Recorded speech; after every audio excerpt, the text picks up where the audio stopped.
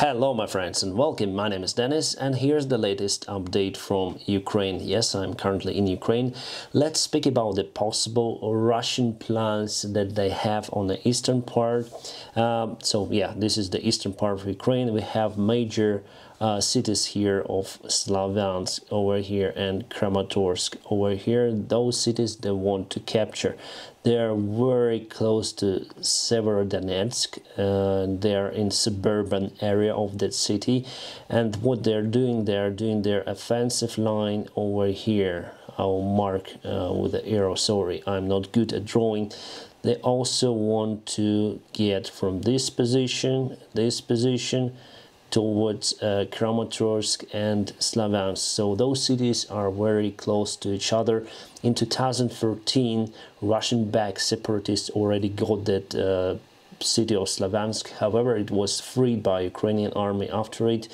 And here, the very big city, actually their main base, it's Izum.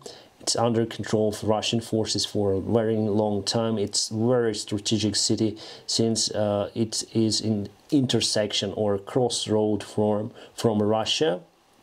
And from this city, you can actually go towards Dnipro over here. And of course, they are using it to go towards Kramatorsk and Slavyansk. So their main goal is to take Severodonetsk over here and Slavyansk and Kramatorsk. In further perspective, they want, like I draw here, this arrow, to go to Dnipro. However, it's quite hard because first they need to take roads, of course, because the fields are not okay so far. The soil is not that hard, so they'll probably take the road here to Pavlograd line, and we have large offensive group near to the Pavlograd, and also they are offensive from the south here and here, as you can see, following that arrows. But here we don't have any roads on the way to Dnipro, so they should go to Zaporizhia first and then go to Dnipro. And according to the British intelligence, we have some leak in some of the media. Well, we may not trust it, but all the media said about this conflict so far, I mean the Western media mostly confirmed. So their main goal, they say, is to capture this city of Dnipro, cutting this part of Ukraine. So they want all this part to be Russian. But we're gonna fight back, and I'll tell you how. So as I say to you, my friends, Russia wants to take Slavyansk and Kramatorsk over here.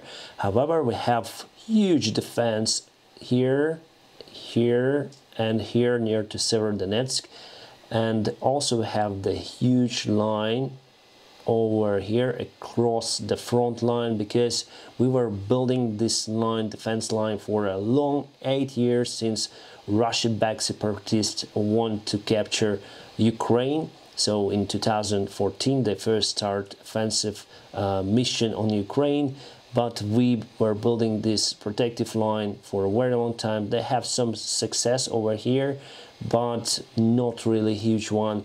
And we also have the major defense line for Zaporizhia, and we have the second defense line here near to Pavlograd and all the way here. So, and we have defense line at Dnipro, and of course those areas are very hard to capture since you can see the Dnieper River is going up, and yeah, those cities are divided by two parts because of the rivers. It's very hard to go through the river, and of course with that defense they will not be successful. So we have like their goals to reach Dnipro over here, as you see, but we have defense here, defense there, and yeah, that's the main defense lines on the eastern part of Ukraine. However, they have, as I say to you, they have overwhelming forces on Izum direction, and probably they will have some sort of the success near to Izum, reaching Kramatorsk, but there is no any way how I see that would reach the Pavlograd line with the forces they have. So far they have around 80,000 troops on the eastern part of Ukraine, and the number of those troops fewering every day, because we eliminate their forces around 500 troops per day, not speaking about vehicles, fighter jets, helicopters, tanks. My friends, it's better now to stay in defense line, because then you are in defense, you lose 3 times less people compared to offensive operation. I personally don't see the way how Russia would succeed in that operation, having just 80,000 troops, so they need mobilization.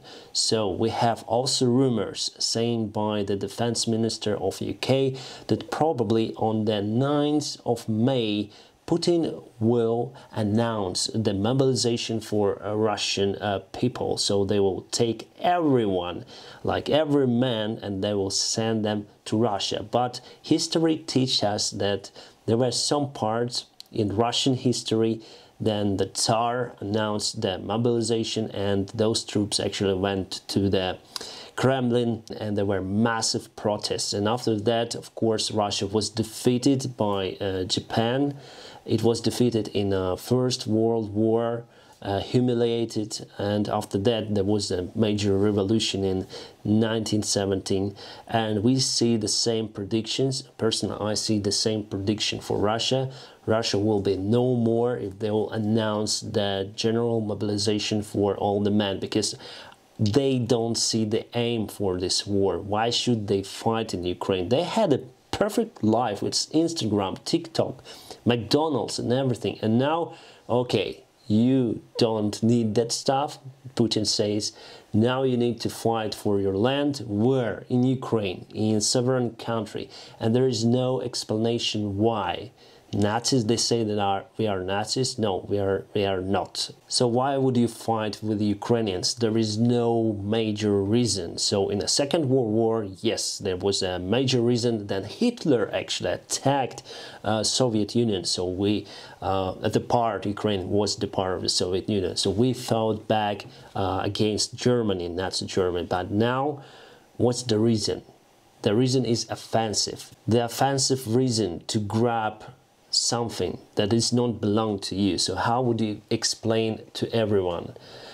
I don't see the big reason for the massive mobilization in Russia. So what do I expect? I expect Western weapons will arrive to Ukraine and will be able to cut all of those forces that Russia tries to offense over here. In the Zoom, we're gonna cut them off here, gonna cut them off here little by little.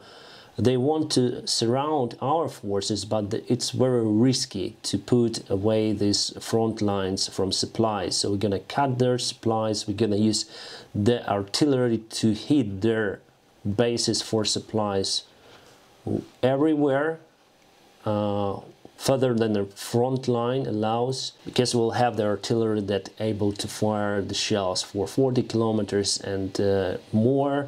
Russian artillery can fire for just 20 kilometers, so we have more tools to turn this conflict back and, you know, to throw Russia away from Ukraine.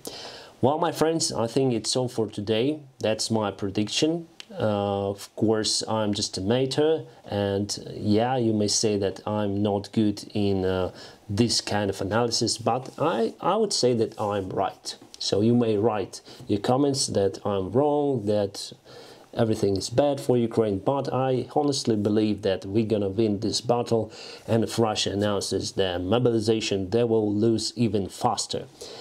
My friends, also you may support this channel on Patreon or PayPal. All of the links I put in the video description just below, and part of the money I donate for the charities to support Ukrainian people. My friends, I wish you a peaceful sky wherever you are, and have a great time.